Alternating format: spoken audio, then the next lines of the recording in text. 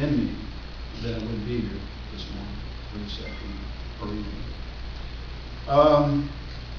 The title of my book is called Chloe's Friends. It's my first children's book. I've been writing for close to 3 years now. This is actually my 16th published book. It's my first children's book. I have 15 other books, from domestic violence to today's economy, relationships, homelessness,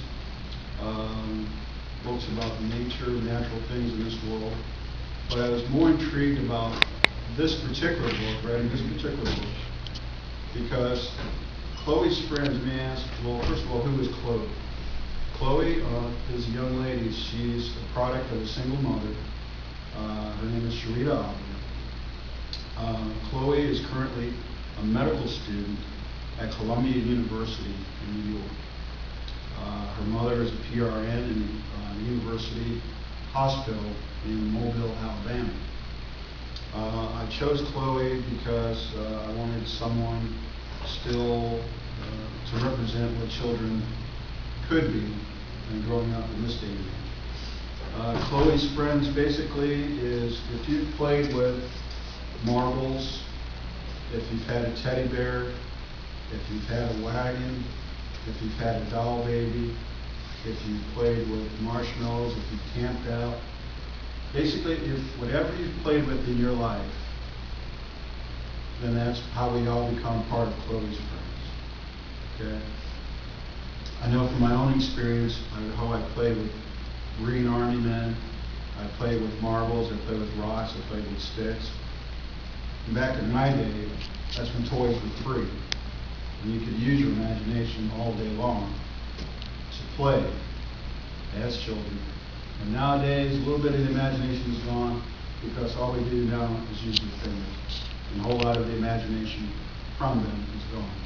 So when you ask who Chloe's friends are, you, yourself, or myself, we all are Chloe's friends, based upon our own experiences as children. So whatever you played with, whatever I've played with, are here in the pages of Chloe's Friends. Just 2 examples I'd like to use. First one is entitled Crayons. Crayons says, my mommy bought me crayons. She said I should not eat. Do not color on my white socks. Yeah, the new ones on my feet. Do not draw on Daddy while he sleeps in his chair. Do not color on that piece, the piece he calls his hair. Mommy said, don't color on the walls, because the walls have new paint. Do not draw green pictures of Grandma. The last one made Daddy faint. Mommy, how can I play with them? And you've made all these demands. What good is our house if we can't color it with crayons? So if we all remember that first box of crayons and what we wanted to do with it, and things that we did do that we weren't supposed to do. Okay? Let me just go through another one here.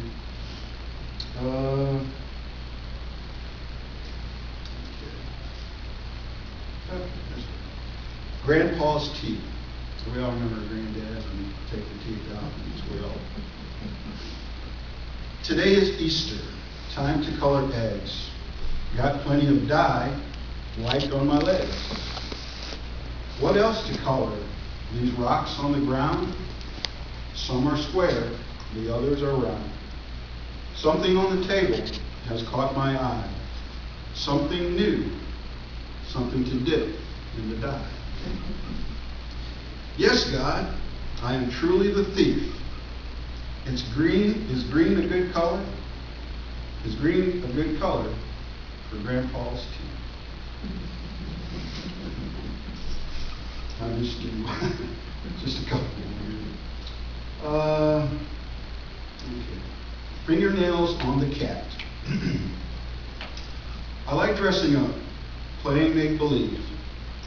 Put on Dad's uniform, stripes on the sleeves. I want to be an actor, star in a movie. Dad always says, hey, that sounds groovy. There's Herman. He's the house pet, always licking things, making them all wet. Making too much noise? Dad yelling, where am I at? He saw my mother's fake fingernails pressed on the cat. Yes, what's in the teddy bear? We've all had that experience. Why is he so soft? What makes him this way? Teddy is getting older. Been a very good toy. Years of fun, lots of pure joy. Never a word, nothing ever said. Still eyes so bright, the buttons on his head. Gave him to the dogs so they could have something to play. Teddy won't mind. He won't have nothing to say. What is all this cotton, and how did it get there? Mom said, boy, that's it. Can't you see that's what's in the teddy bear? So it's just our experiences as children. Not only a children's book, for children and their own memories today, but as you and I, when we think back to our own memories as children, and how our own experiences, how we all correlate to one another as Chloe's friends. There's a lot of things that children nowadays, they can't, I guess, I mean, my best toys when I was growing up, because I grew up on the street that wasn't paved, so the best toys I ever played with were rocks and sticks. Well, it was those rocks and sticks that me and my friends learned how to play baseball, because we were always throwing rocks at one another, and we're always, but we didn't know in doing that what it was going to do for us in the future. How did we become such good baseball players if we hadn't gone through the experience of throwing rocks at one another? How do young ladies become young mothers without having the experience of playing with dolls? And your mother saying, well, don't treat her that way. Treat her like this, so that she'll be with you for a while. It's the same thing with a lot of tools that we appreciate the memories that we have now. When we see our children, when we see our grandchildren, and we kind of reminisce as to how we were with our own tools and how we want our children now to treat those tools.